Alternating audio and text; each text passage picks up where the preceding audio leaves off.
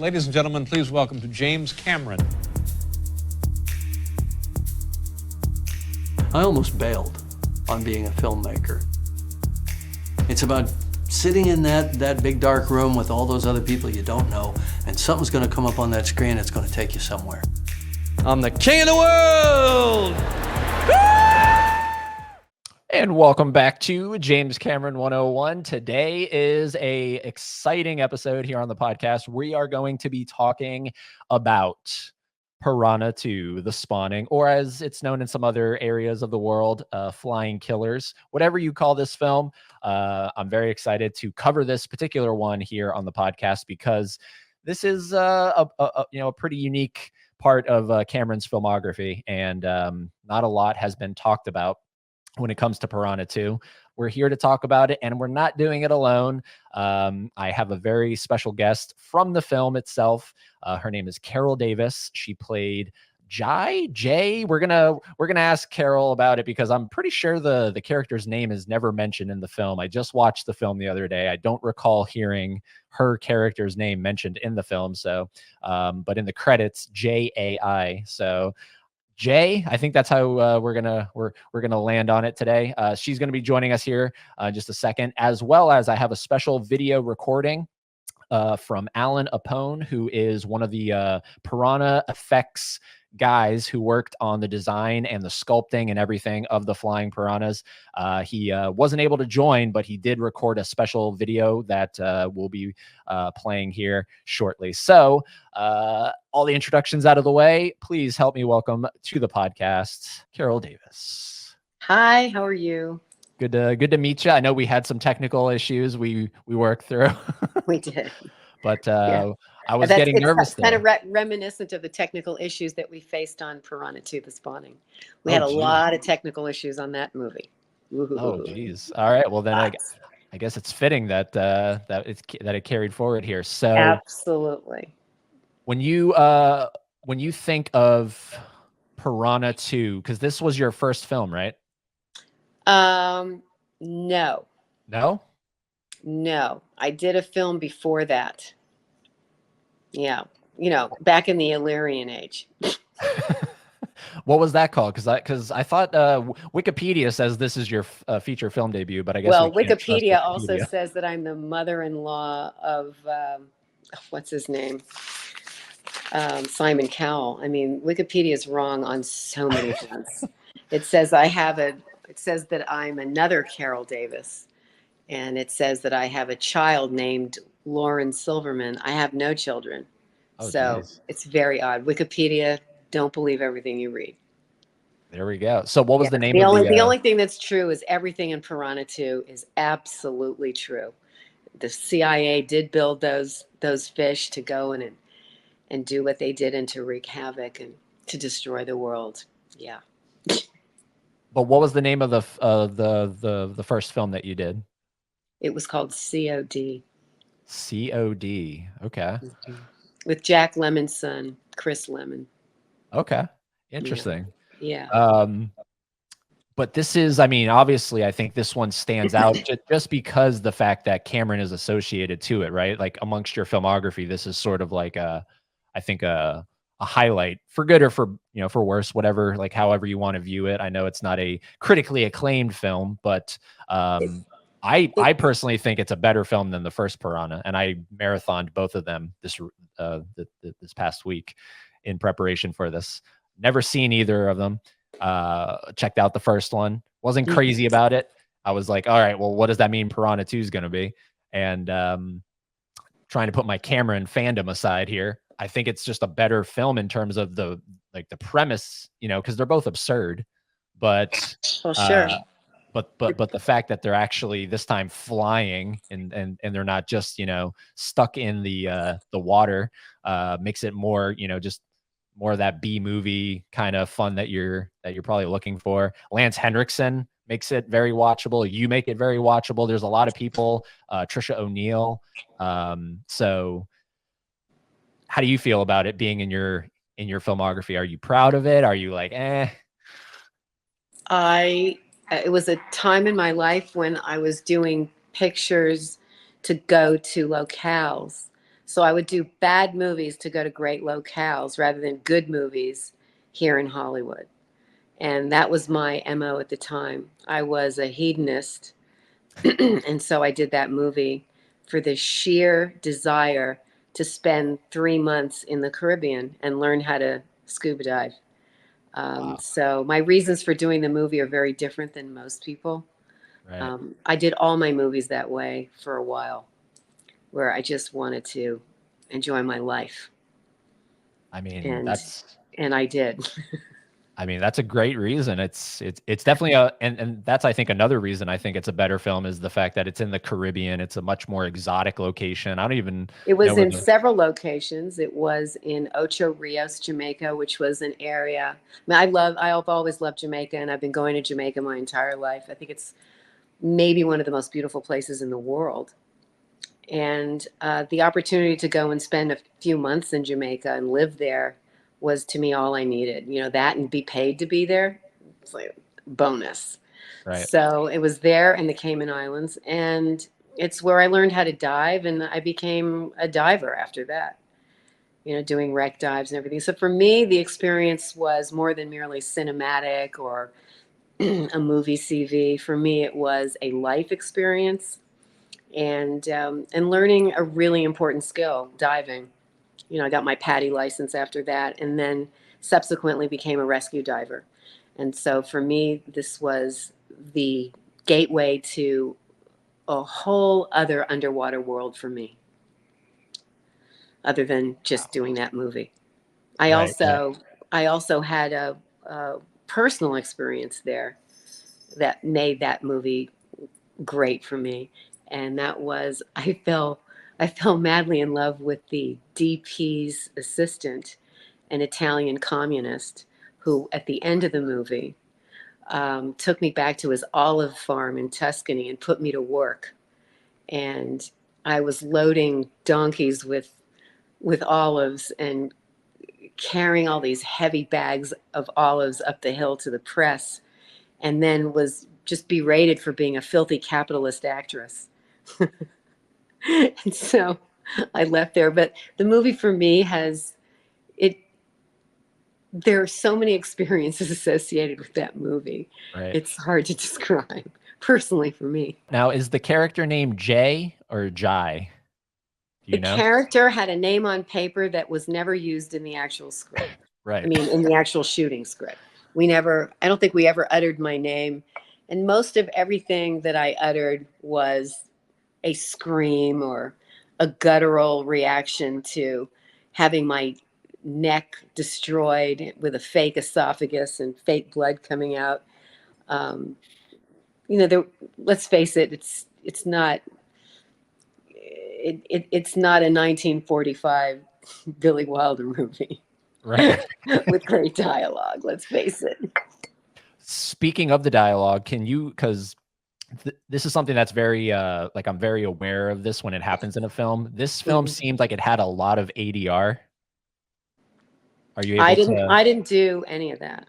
oh really? No, I don't remember Interesting. ever doing ADR in that movie.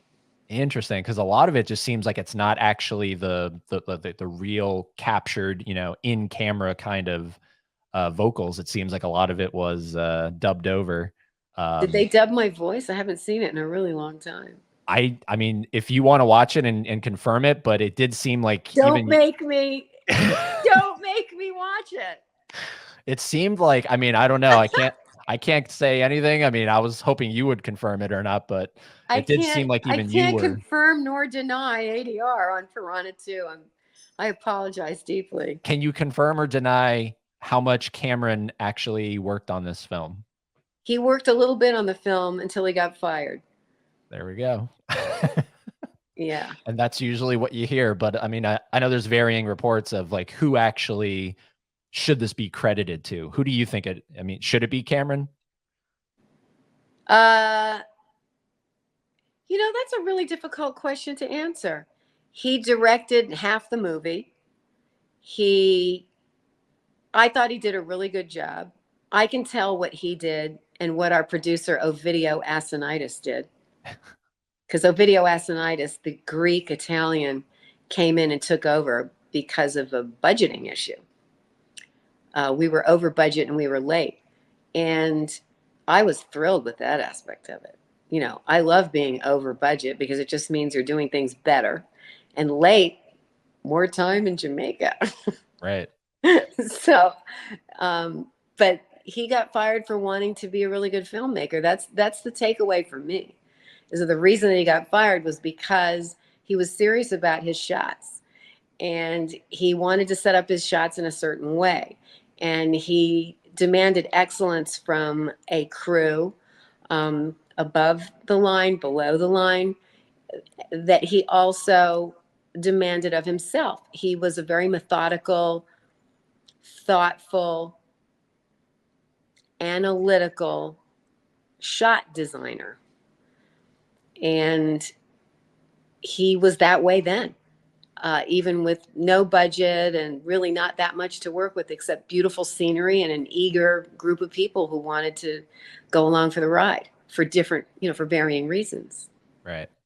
But the takeaway for me is that Ovidio Asinitis, I love saying that name.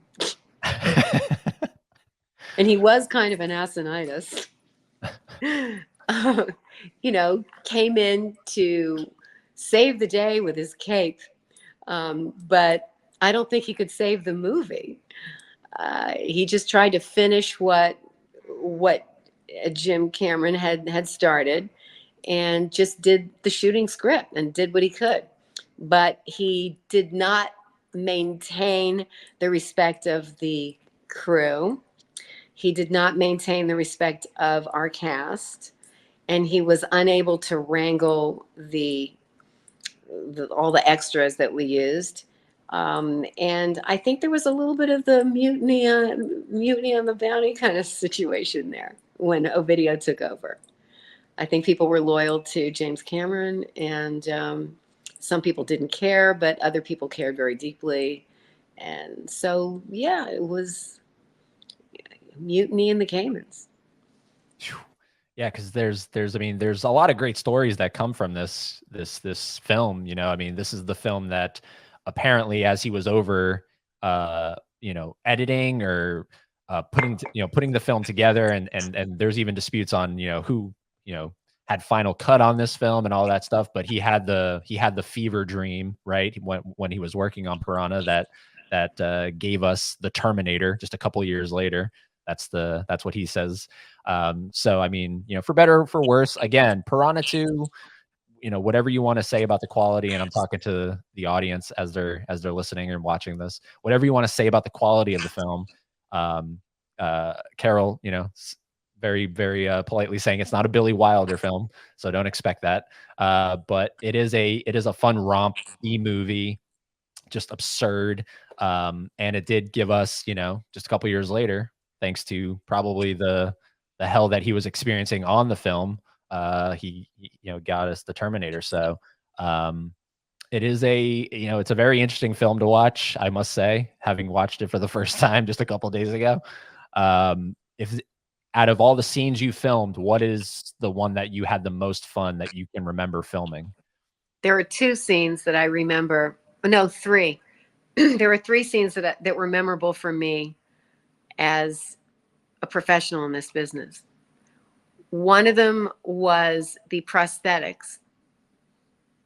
They outfitted me with a fake open neck that had already started to be attacked by the flying fish. And that scene for me is so hilarious because what you see are flying fish flying through the frame, right? Except in reality, these are very crude piranha toy replicas that were rather stiff and unrealistic looking, tied up with very thin fishing wire to long poles that were held by extras just outside of frame, and they're swinging them with centrifugal force through the shot. So if you look at it carefully, you'll see that all of the fish, the flying fish, they're not ever flying straight. they're flying in part of a centrifuge. They're going in circles. Huh. And sometimes they got tangled. And this is hilarious because just off to the side are 20 Jamaican men holding poles going like this with the fish.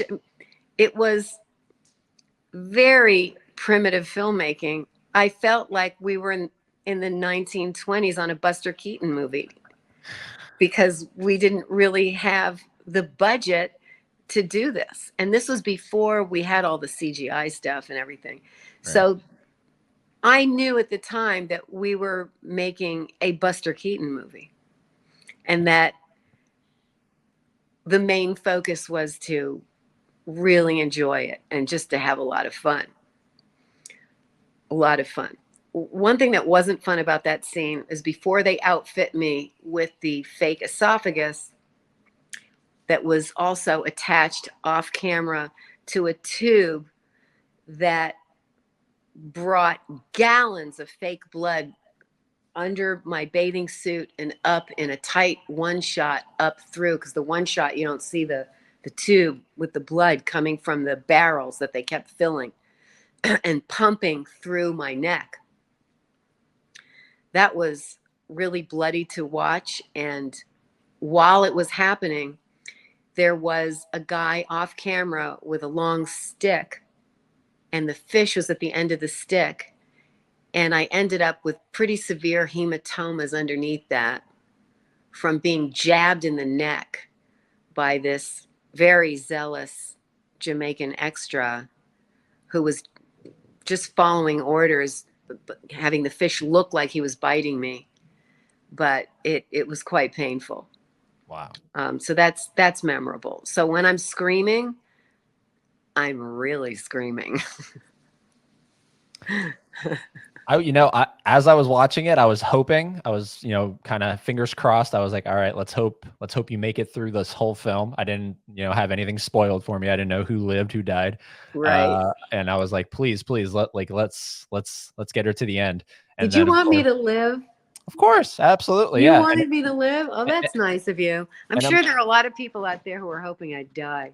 Well, I mean, the character that you played was sort of not very nice, especially for the guy who's stuttering the whole time. Right. But Right. again, it's nothing too too serious going on here. But No. yeah, I was So like, that was one scene, because you asked me what were the scenes that were memorable for me. Another one was where, and this one was not directed by James Cameron. This one was directed by Mr. Asinitis. It was taking place in an actual morgue where they had some fake bodies and some real ones. oh man, And we shot amongst the corpses. And I think that was highly unethical. But for me, in retrospect, really notable. wow. Is Mr. Asinitis still with us, or do you know? He hasn't been in touch. I'm sorry. I don't know. So for He hasn't been in touch with me lately. I have no idea. for all you know, he's dead. I don't really know. I would think that since you're doing a podcast on it, maybe you want to look him up and have him come on board on your podcast. He might be, who knows? He could be retired down there, resting on his laurels from Piranha II, the spawning. I don't know. Then there was one other scene that I thought was really funny, and this again is after he had fired James Cameron, was that there was the big seminal scene for the whole movie where there's the spawning on the beach at night in the moonlight with many extras. There had to be at least 60 extras.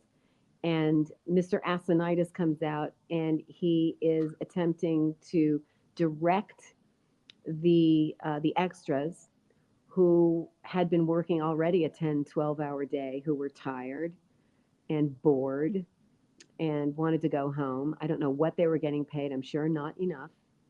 And he was telling them what to say. And he had a very thick Italian accent.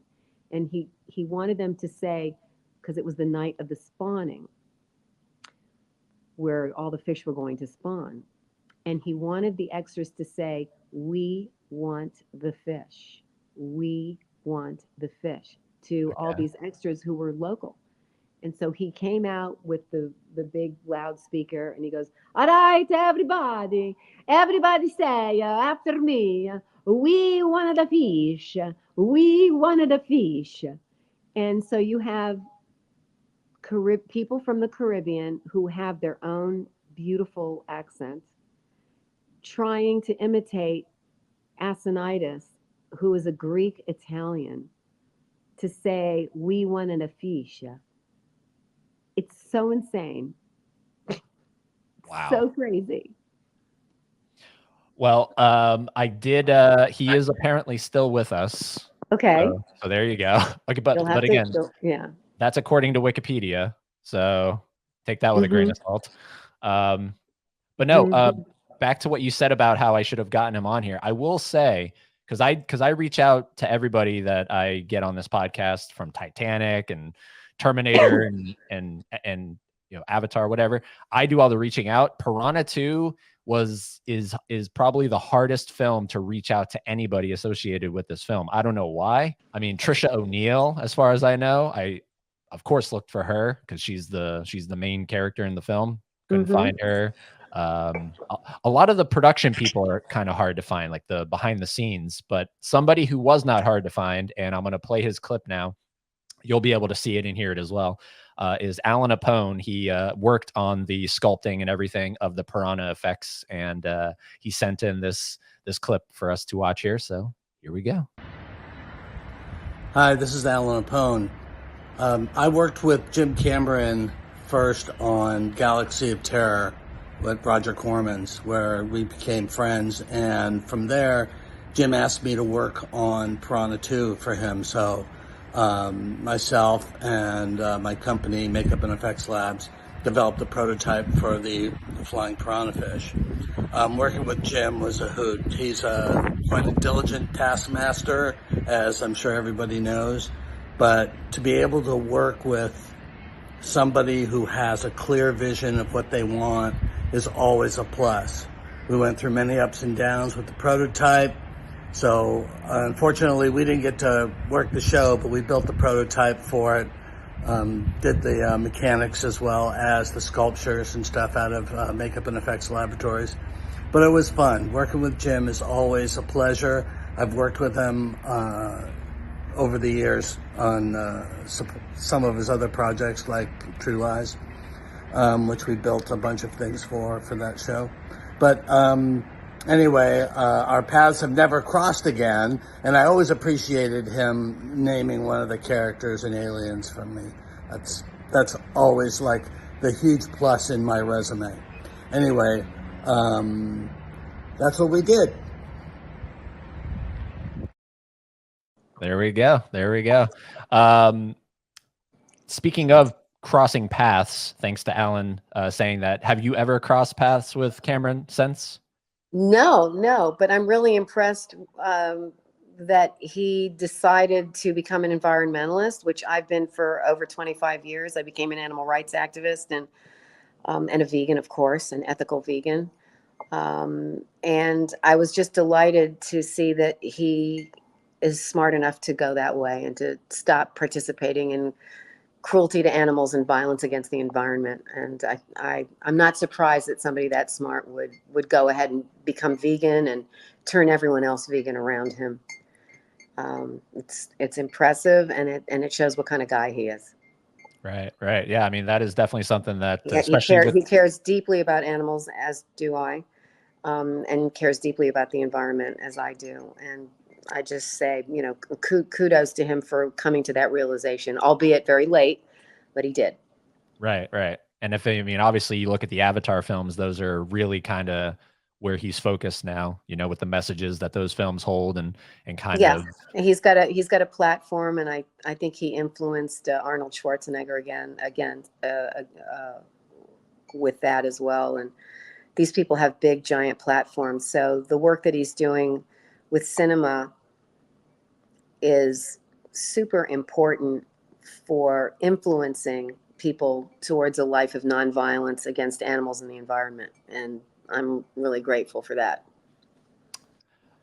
Following Piranha, obviously you've had other projects. You've worked on a bunch of television.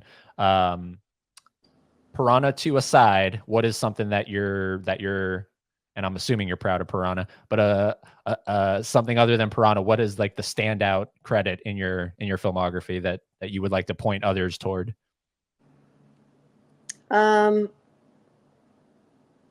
God, I've had a career that spanned 40 years, so Hard to there are pick. many roles that I've loved. Um, Maybe Sex in the City, Angel. I'm working on a project now that I'm writing and producing about a luxury assisted living facility in the south of France. That's a 1-hour comedy that will be coming out. I'm always working on new projects. I have a movie coming out on Tubi in a couple of weeks called Hustlers Take All, where I play a Joe Pesci kind of character, a ruthless killer gangster. That'll be coming out really soon.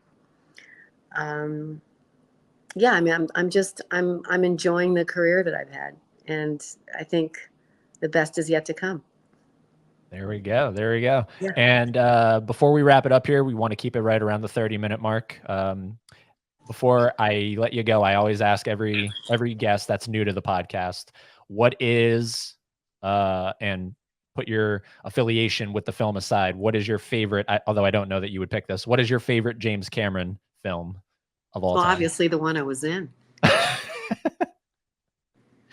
Piranha 2. You're the first guest to pick Piranha 2. There you go. Simply because I was in it and part of it, and I got to experience it firsthand. It wasn't just a movie for me. It was a door to the world of the ocean. And for me, that was huge because it became a very big part of my life. Right. The world underneath the air. There's a whole world down there, and we're losing it, and the oceans are dying. And I think it's really important. And I think that that's a message that Jim Cameron himself would agree with. And that's the door that he opened for me. Down there in the water, where they need us to leave them alone. Stop fishing, stop overfishing, stop eating fish, stop throwing your junk, your plastic in there. Just leave the oceans alone. That's what I got out of that movie. And that's why it's my favorite movie, because he opened that world to me. Wow. But are you a fan of like The Abyss? Because like a lot of his films deal with underwater. The Abyss, Titanic. I'm yes, absolutely. Yeah. Yes, he's a very accomplished filmmaker. That for me, it's a lot deeper than that. Wow. Deep as the ocean. Right, right. Have you seen his?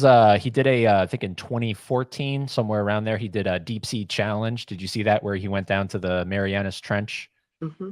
That was wild. That's a great documentary. I highly recommend if anyone has not checked that out. I think what he's trying to do is to explain to people that they need to start respecting the ocean, which they're not doing when they open up a can of tuna. Well, there you go. I mean, yeah. I'm not a. When you open a can guy. of tuna, when you open a can of tuna, you're killing dolphins, you're killing whales, you're depriving all the other animals, even flying animals and land animals, of the food that they need to survive. You're destroying the ecosystem.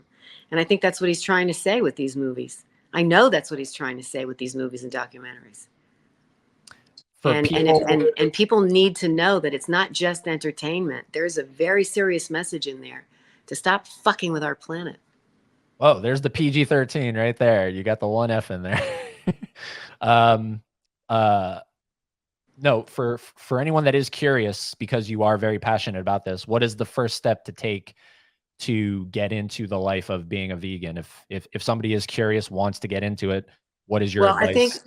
I think if somebody is curious, that's a beginning. It means that you care about the environment and that you care to not participate in violence against animals and the environment. And the first thing that you can do, and it's a small thing because it's just you, and that is to make the right choices when you go shopping at the grocery store.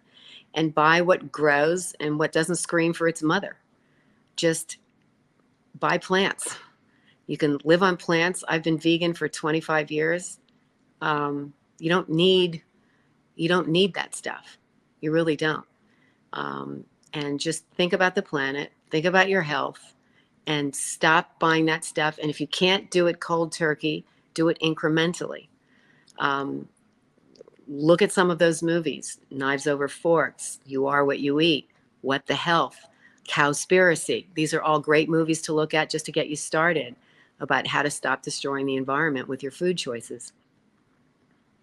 Well, there we go. And Yeah. I think that's a beautiful way to wrap up this 30-minute discussion of Piranha. I'm sure there's some people watching that are screaming, "Go, keep talking about it, keep talking about it." But Well, I'll say in closing that piranhas might look really scary. They bite, they've got teeth, but the scariest animal of all is man. That's the real horror show. I think that he would be happy that you're allowing me and others to make these points. These are the points that need to be made. It goes way beyond cinema. It does. And I would love to continue talking to you. So whether Thank you that's so here much. on the podcast or some other time, but thank you for coming on. Seriously. Thank you very much. All right, there we go, everybody. That is Carole Davis, who we will get back here, I'm sure, at some point on the podcast. She was kind of in a tight-knit scheduling situation going on there. So, but thank you for watching. Thank you for listening. Until next time, go watch Piranha.